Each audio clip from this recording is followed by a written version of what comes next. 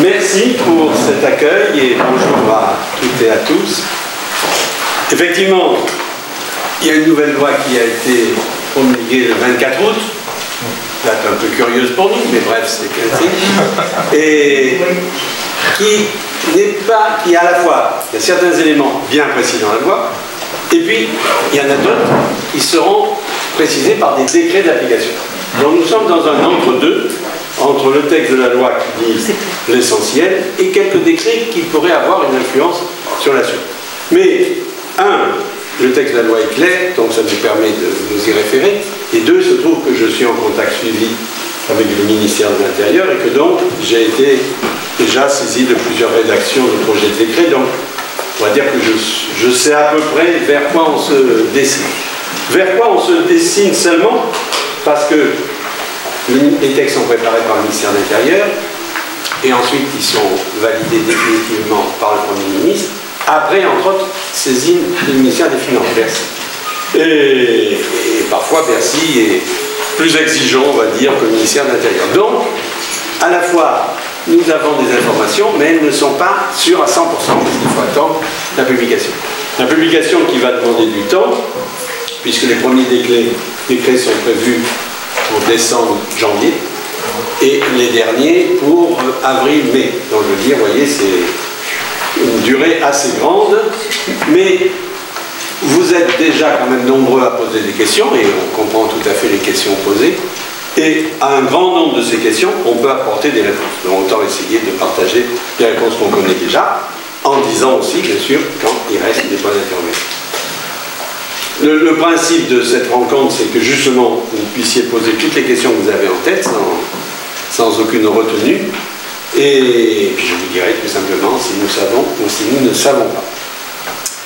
Le dernier point à rappeler avant de commencer, c'est qu'à la fois la loi change beaucoup, puisque la loi, elle change 17 articles sur 19. Donc on peut dire, c'est-à-dire que l'essentiel de la loi de 1905 est quand même modifié. 17 sur 19, c'est considérable. Mais la loi ne change quand même pas tout, elle change beaucoup, mais pas tout.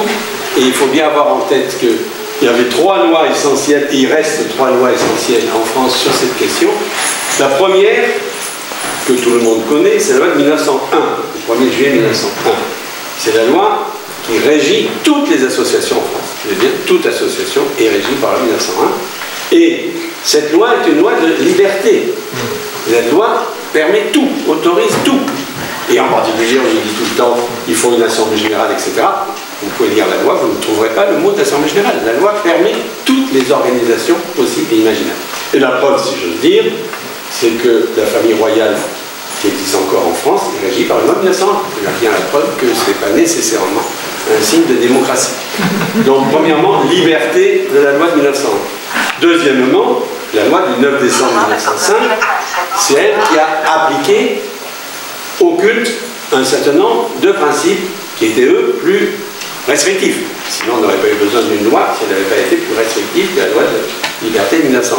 Mais le principe général de 1905, qui a été plusieurs fois répété lors de son examen et de sa promulgation, c'est le principe de liberté.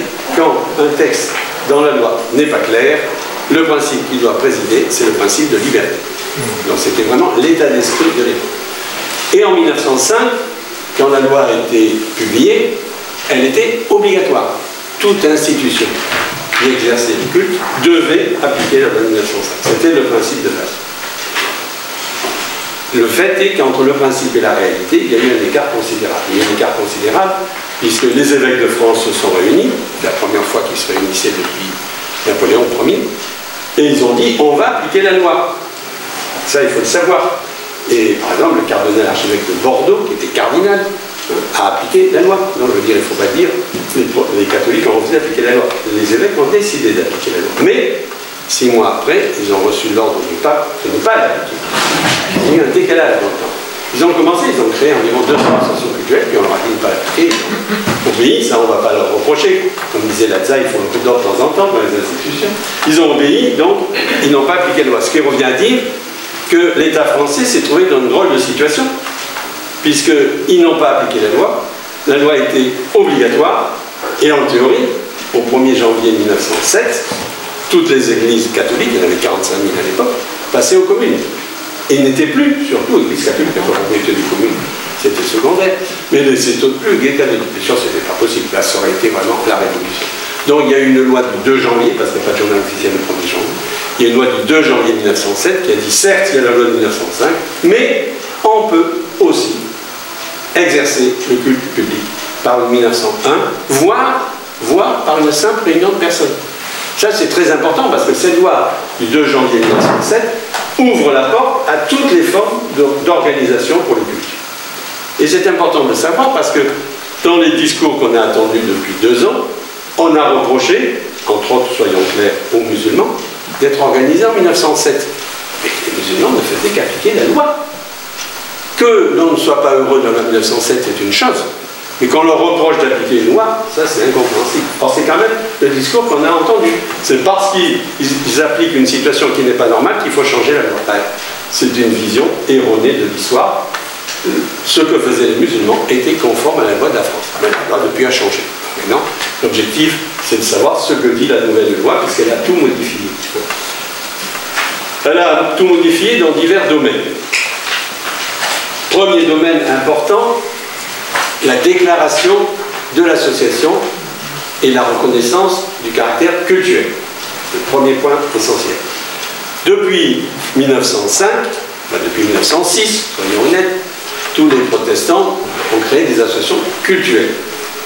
Et ces associations cultuelles ont toujours été, jusque dans les années 90, 1990, reconnues immédiatement comme des cultuelles. Il n'y a jamais eu, à l'époque, de contrat ni de discussion à ce sujet. Maintenant, dans le nouveau cadre de la loi, il faudra qu'une association qui se dit cultuelle, à la fois fasse, comme toute association, déposer des statuts en préfecture, déposer la liste des membres du conseil d'administration, ça c'est classique et publication au journal officiel, et qu'elle rajoute un dossier démontrant qu'elle est cultuelle. C'est ça qui est nouveau. Ça, c'est la première fois qu'il y a cette seconde exigence de démontrer qu'on est cultuel. Et cette règle s'appliquera à toutes les associations, même celles qui existent depuis 1906. Toute association qui est cultuelle devra démontrer qu'elle est cultuelle. Pour le démontrer, à mes yeux, ça ne sera pas difficile. Il y aura d'une part les statuts qui le disent, il faudra joindre, bien sûr. Et il y aura aussi, parce que c'est quelque chose qui a l'air d'oublier la loi, comme si on partait à zéro, si on construisait à partir de rien du tout, ce qui n'est pas le cas. La plupart des associations ont dans le passé reçu des libéralités, des legs ou des dons. Et pour recevoir ces libéralités, elles ont eu soit l'autorisation du préfet, selon les temps, soit la non-opposition. Donc ça vaudra la peine de rappeler que telle association cultuelle a déjà reçu des libéralités avec soit une autorisation, soit une non-opposition, ce qui prouve que déjà sa qualité de cultuelle a été reconnue. Et que donc, on va faire le dossier parce que la loi nous dit de le faire, mais que ça n'apportera rien de nouveau. Et ça, c'est important de le rappeler. Ce sont des situations antérieures qu'il faudra rappeler. Il se trouve que la loi, qui déjà, 1905, qui déjà exigeait qu'on fasse une assemblée générale. Alors, le mot n'existe pas dans la loi 1900, mais il existe dans les 1905. La loi a rajouté d'autres contraintes dans les statuts. Elle a rajouté comme contrainte, premièrement, de dire qui accepte les nouveaux membres, de dire qui accepte d'acheter des biens ou de les vendre, et de dire également qui recrute le ministre du culte. Pour les premiers points, les membres, l'achat et la vente des biens, c'est déjà dans nos statuts, donc ça ne change strictement rien. Et pour le recrutement des ministres, nous ne sommes pas concernés, puisque le conseil presbytéral ne recrute pas les ministres. Les ministres sont recrutés dans notre Église par la commission des ministères. C'est même pas ni le CP, ni le CR, ni le Conseil national, c'est la commission des ministères qui recrute les ministres. Ensuite, les ministres, une fois qu'ils ont été recrutés, sont nommés à un poste par décision conjointe du conseil presbytéral et du conseil régional. Donc ce n'est pas non plus le conseil presbytéral qui a le dernier mot. Il faut qu'il y ait accord entre le conseil presbytéral et le conseil régional. Donc pour ces deux raisons, il ne s'agit pas d'un recrutement, et deuxièmement, ce sont des décisions conjointes, les statuts des cultuels n'auront pas à traiter du recrutement des ministres, puisque ce n'est pas dans la compétence.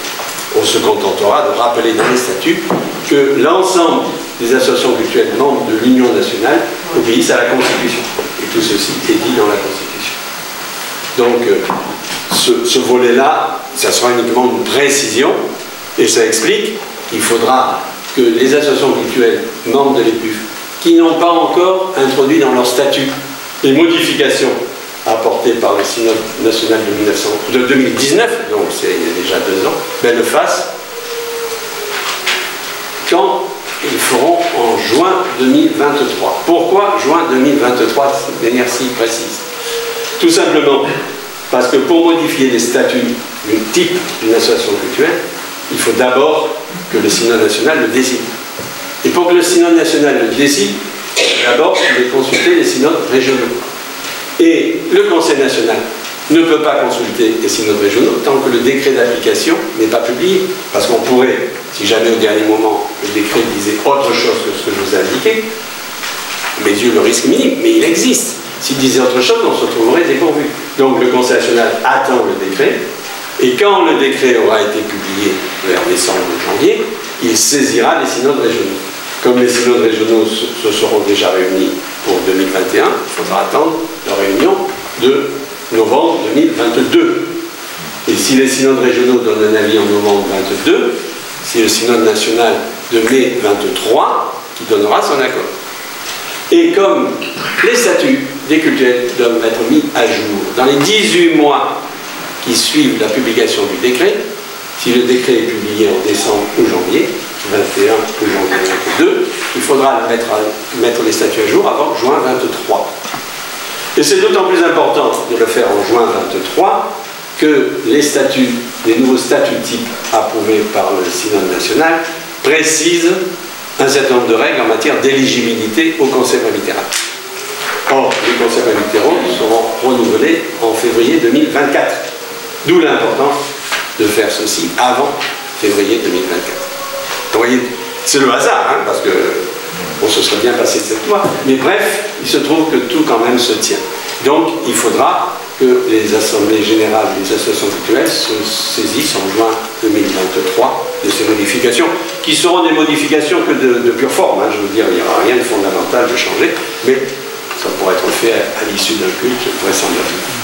Donc, obligation en juin 23 de changer les statuts, et une fois que les statuts auront été modifiés, déclaration à préfecture, de manière un peu naïve, parce que déclaration à préfecture, comme si c'était une association nouvelle, alors c'est une association ancienne, d'où l'importance de rappeler qu'elle est ancienne et que son ancienneté a été reconnue par des textes officiels.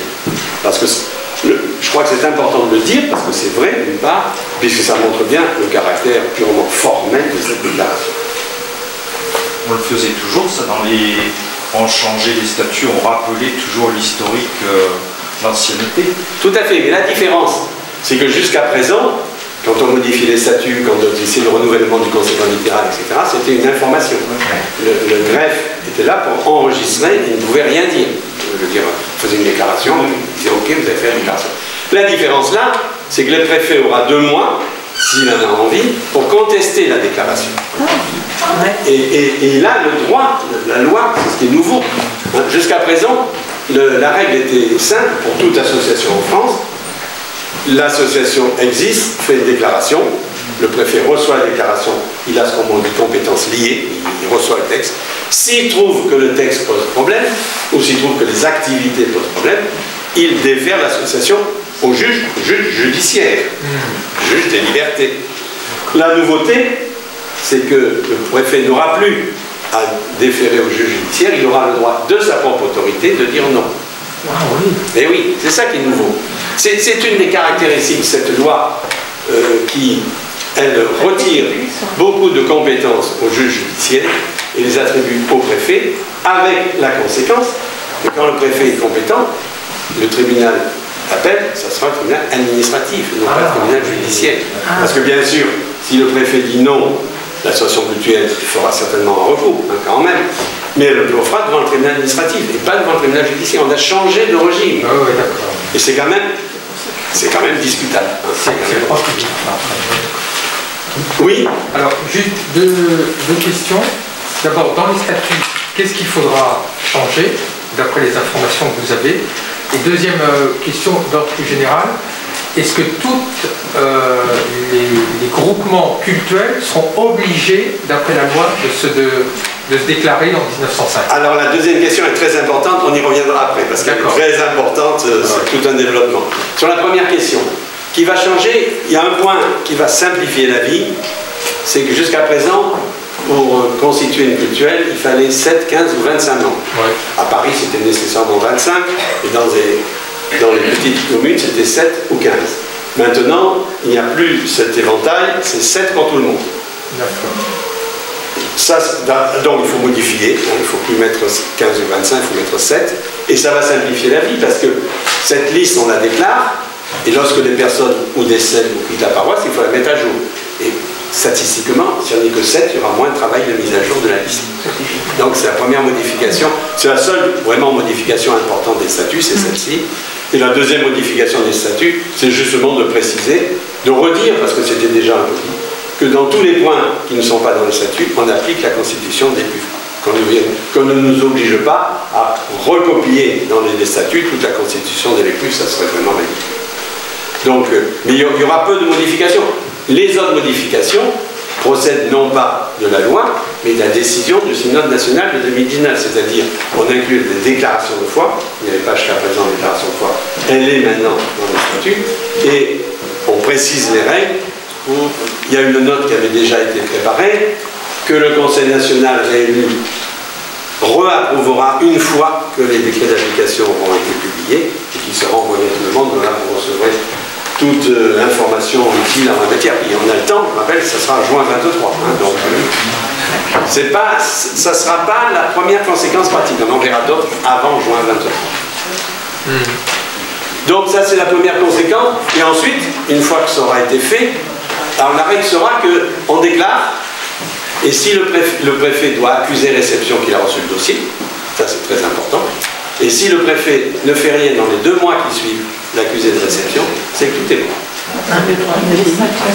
Donc tout est bon si le préfet ne réagit pas. Et si le préfet n'est pas content, il doit réagir. Et si le préfet réagit en disant ceci ne va pas, etc., là il faut lui répondre dans le mois. Là il faut faire.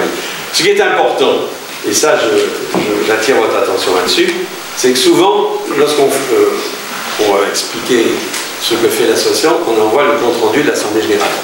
Et souvent, lors du compte-rendu de l'Assemblée Générale, le président ou les membres de l'Assemblée Générale parlent de tout ce qui se fait dans l'Église. Tout, ouais. Y compris l'entraide, par exemple, y compris le scoutisme, etc. Or, d'après la loi, l'entraide et le scoutisme ne relèvent pas de la culture. Donc c'est important, dans ce qu'on envoie à la préfecture, si on en a parlé, on ne va pas se censurer. Si on en a parlé, c'est important de le supprimer du compte-rendu, parce que ça donnerait des prétextes pour dire vous n'êtes pas cultuel au sens de la loi, puisque la loi exige que l'on ne fasse que le culte. Oui. La mission intérieure fait de la formation, la culture. Vaste sujet. On en reparlera, c'est le problème général des 1900. La loi définit l'exercice du culte. Et tout le problème général qui a déjà été posé, c'est comment traiter ce qu'est l'exercice du culte. On a 2 définitions. On a une première définition par Aristide Briand, le premier directeur des cultes, donc il savait quand même ce dont il parlait, qui nous convient tout à fait parce qu'elle est très large. Elle inclut la formation, par exemple. Elle inclut toutes les activités.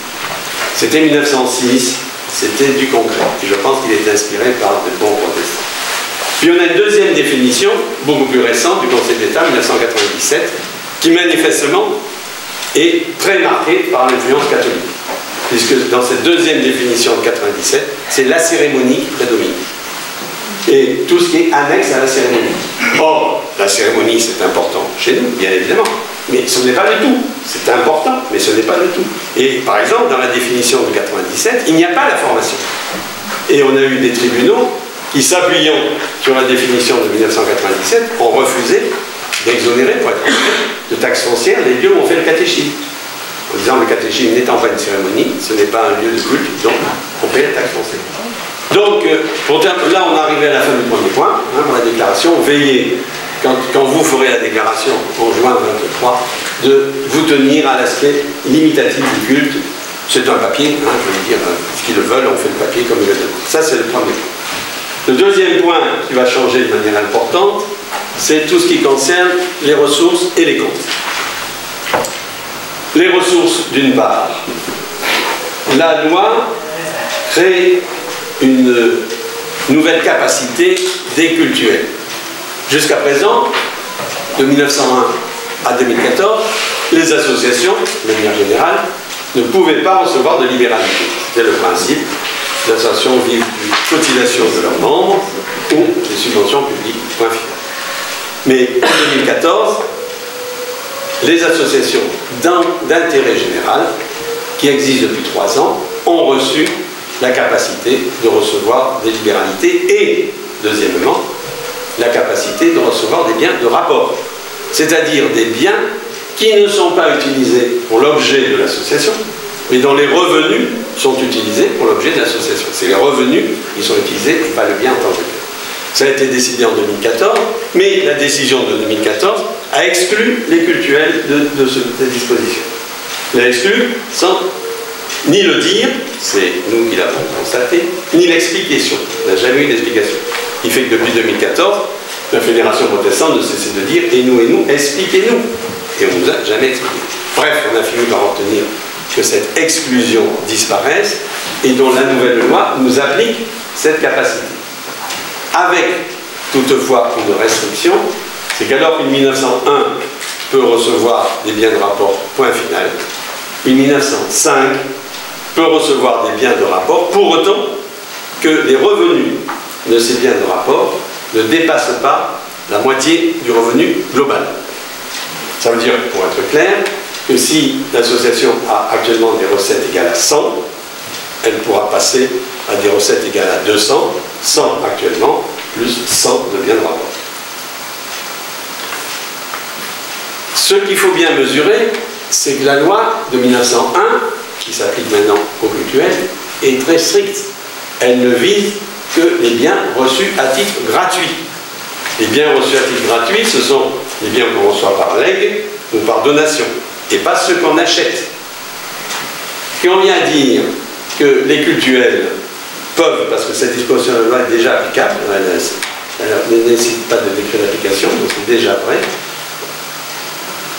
gérer et recevoir des revenus, des biens reçus par libéralité ou des biens reçus en 1906. Puisqu'en 1906, à la création des cultuels, les cultuels ont reçu les biens qui, au XIXe siècle, appartenaient aux établissements publics du culte. Et ils les ont reçus à titre gratuit puisqu'ils n'ont rien payé. Donc ce n'est pas écrit dans la loi, mais j'ai posé la question au ministère, ils m'ont dit pourquoi pas. C'est significatif comme réponse, ils m'ont dit dire oui, ils ont répondu pourquoi pas. Passant, puisqu'on a reçu les biens gratuitement, on peut les louer. Ça veut dire que la question qui se pose est la question des biens qui ont été acquis depuis 1905, qui parfois ont été acquis parce qu'ils étaient nécessaires. Par exemple, on a acheté un presbytère parce qu'on avait besoin d'un presbytère, etc. Et puis il se trouve que l'évolution a fait qu'on n'a plus besoin du presbytère. Donc la question c'est, est-ce que ces biens-là, qui ont été acquis en toute légitimité depuis 1905, peuvent être loués ou non? Ça, c'est le point d'interrogation.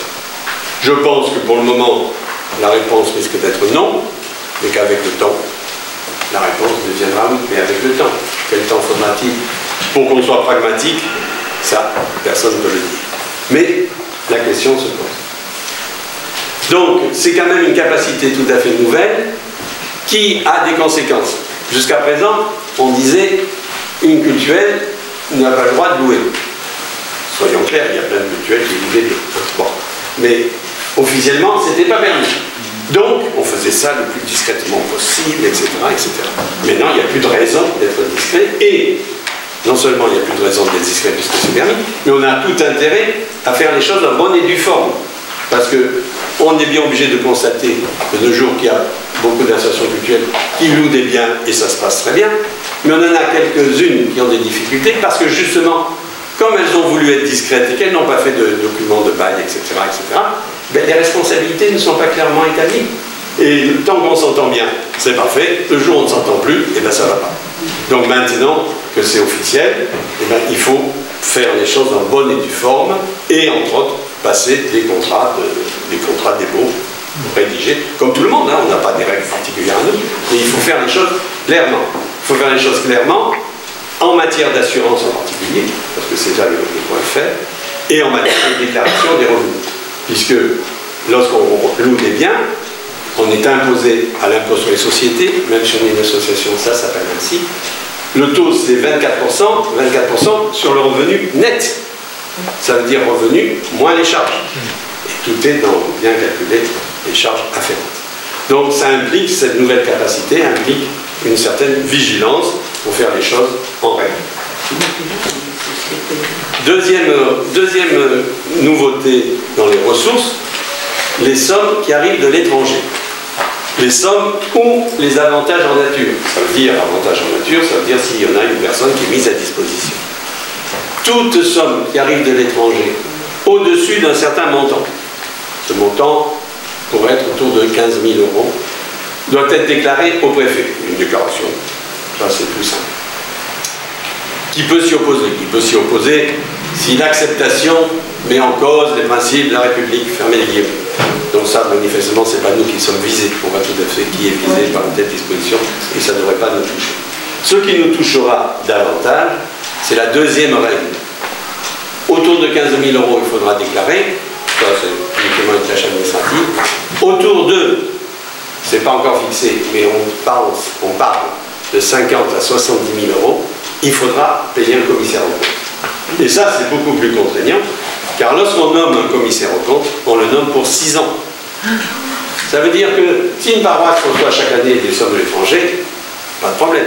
Mais si elle reçoit, parce qu'elle a des gros travaux, exceptionnellement une année, une somme qui dépasse, mettons, les 15 000, ou les 50 000 plutôt, eh bien, il faudra qu'elle paie pendant 6 ans au commissaire aux comptes. Ça fait partie des contraintes que nous avions indiquées. Et nous avions demandé que le seuil soit fixé à 153 000 €. Pourquoi 153 000? Parce que c'est déjà le seuil qui existe. Donc, si on reçoit plus de 153 000 € dedans, on doit avoir un commissaire aux comptes. Donc, si on avait retenu 153 000, calme plat, il n'y avait pas de changement. Mais aux dernières nouvelles, Bercy insiste beaucoup pour 50 à 70 000 € commissaire. Donc, si c'est le cas, ça nous sera une contrainte supplémentaire. Troisième conséquence en matière de recettes.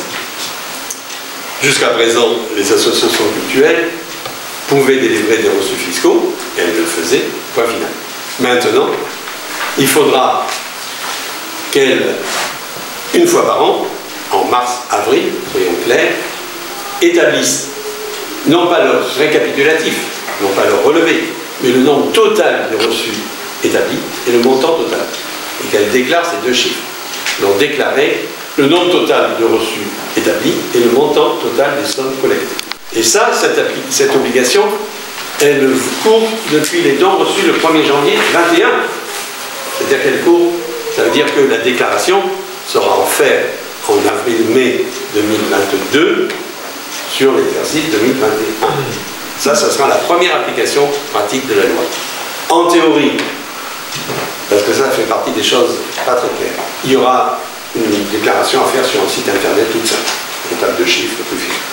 Et il est possible que pour la première année, on ait plus de temps. Puisque, comme vous le savez, il y a des élections en mai-juin, donc le gouvernement s'est dit que ce n'était pas la meilleure chose à faire que d'envoyer tout le monde dans la ruinée, on va envoyer le rapport, on l'avait dit depuis longtemps d'ailleurs. Enfin bref, donc il est bien possible que pour la première année, on ait jusqu'en décembre 2022. Mais après, ça sera à faire tous les ans en avril-mai, ce qui est une date qu'il faut retenir, puisque lorsqu'on a des revenus patrimoniaux, on doit aussi les déclarer avant le premier mardi ouvrable du mois de mai. Curieux comme formulation, mais c'est la formulation. Donc ça veut dire, fin avril, il faudra chaque année déclarer les revenus patrimoniaux. Et c'est en même temps qu'il faudra déclarer le nombre total de reçus délivrés et le montant total. Et en théorie, ça sera fait par électronique. Ça, c'est la troisième conséquence quand même importante en matière de compte. La quatrième, qui est une déclaration, une nouvelle liste, il faudra dresser chaque année la liste des lieux de culte utilisés habituellement. Ça ne nous dit a priori pas, mais enfin bref, nous devrons aussi le faire. Ce sera une liste à déclarer et à joindre au compte que l'on établit chaque année. Jusqu'à présent, on devait déclarer à la préfecture les lieux dont on était propriétaire. Quand on vendait, quand on achetait. Maintenant, cette déclaration existe toujours, mais il y aura une autre déclaration des lieux dans lesquels on exerce le culte. Donc vous voyez, ça fait quand même une somme de nouvelles obligations administratives, et c'est là où nous avons fait le plus de critiques à ce sujet. Aucune de ces obligations, en tant que telle, est liberticide, comme on dit, hein, c'est des papiers à remplir, mais c'est l'accumulation de ces obligations et les contraintes. Parce que chaque fois qu'on fait une déclaration, du coup, le préfet ou les services fiscaux peuvent intervenir et dire on n'est pas d'accord, pourquoi ceci, pourquoi cela, etc. On veut dire, il y a la déclaration, mais il y a les suites de la déclaration. Et l'intervention du commissaire aux comptes, etc. C'est ceci qui va, pragmatiquement et réalistement, nous compliquer la vie. C'est ça qui est important à bien mesurer. Et ça, c'est dans la loi, c'est acquis, et on ne peut pas grand-chose. Donc, les déclarations, les revenus, et donc l'existence d'un commissaire aux comptes, qui, si le seuil est fixé pour les sommes venant d'étrangers entre 50 et 70 000, il y en aura plus souvent dans notre pays. Actuellement, il y a peu d'associations qui en ont. Il y a une vingtaine d'associations qui ont un commissaire aux comptes. Le nombre augmentera beaucoup, certainement, en fonction du seuil retenu. La troisième question importante, c'est effectivement quelles sont les associations concernées. Il y a, on va s'en tenir à la France de l'intérieur, on ne parle pas ni d'Alsace-Moselle, ni de l'outre-mer, il y a un petit peu à dire, mais a priori, ça ne vous concerne pas directement.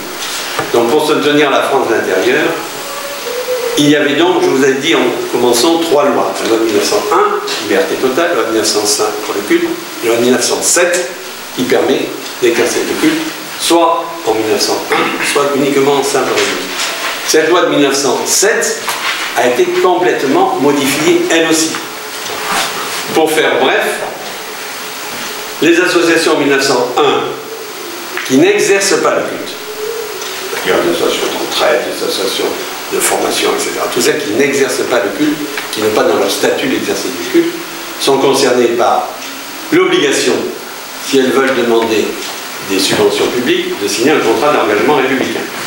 Ce contrat d'engagement républicain oblige à respecter liberté, égalité, fraternité, ce qui à mes yeux est ridicule, parce que le principe liberté, égalité, fraternité étant dans la Constitution, tout le monde doit le faire, sans signer quoi que ce soit. C'est une obligation, nous devons tous respecter la Constitution. Nous obliger à signer qu'on respecte la Constitution, à mes yeux, c'est discutable. Mais enfin, ceci est un autre débat. Donc, il faut s'engager à respecter et s'engager également, c'est là qu'est le problème, à respecter l'ordre public. Et c'est là le problème de s'engager à respecter l'ordre public, parce que ce n'est pas des présupposés ni des suppositions, c'est la réalité. En 2018, il y a des associations qui ont été poursuivies parce qu'elles accueillaient l'étranger et qu'un certain nombre de procureurs estimaient qu'accueillir l'étranger n'était pas respecter l'ordre public. Les procureurs ont perdu devant le Conseil constitutionnel, mais ça prouve bien que la conception de l'ordre public est variable. Et que donc demander, noir sur blanc, de s'engager à respecter l'ordre public, alors même que cette conception est variable, ça peut entraîner des conséquences désagréables et qui, là aussi, prendront beaucoup de temps.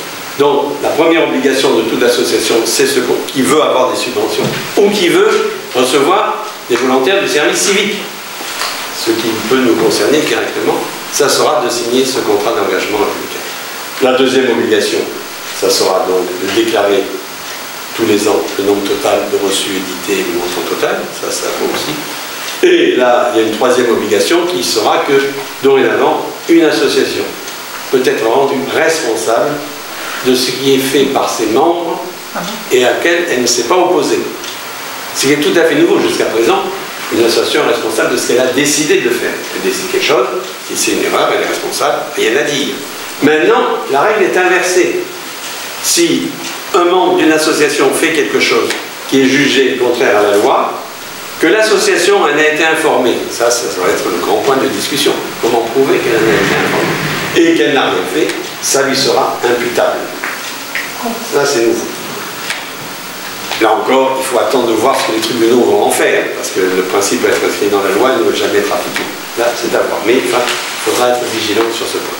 Donc, il y a des associations 1901 qui n'exercent pas l'ordre public, qui sont concernées par ces trois changements. Il y a deuxièmement des associations 1901 qui exercent le culte, c'est marqué dans leur statut, et qui, elles, vont être amené à appliquer toutes les contraintes cultuelles dont je vous ai parlé. Toutes les contraintes cultuelles leur sont applicables aussi.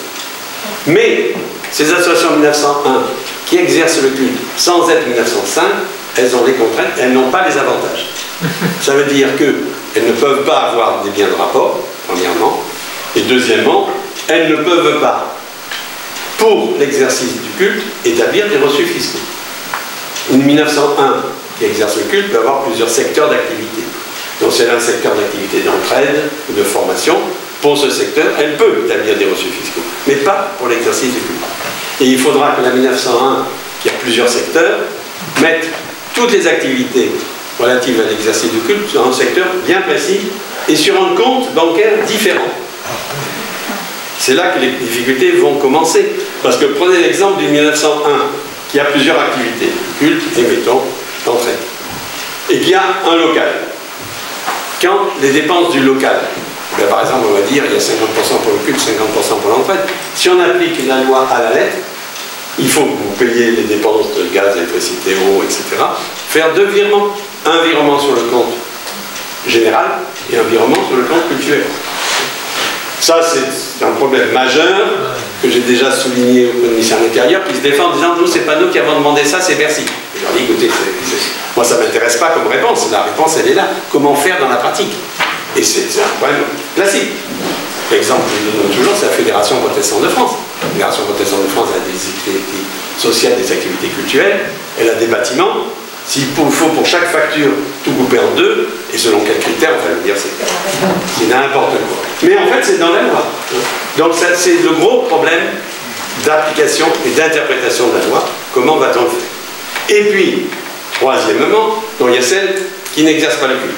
Il y a celles qui exercent le culte, qui ont déjà l'obligation de mettre à part tout ce qui est cultuel.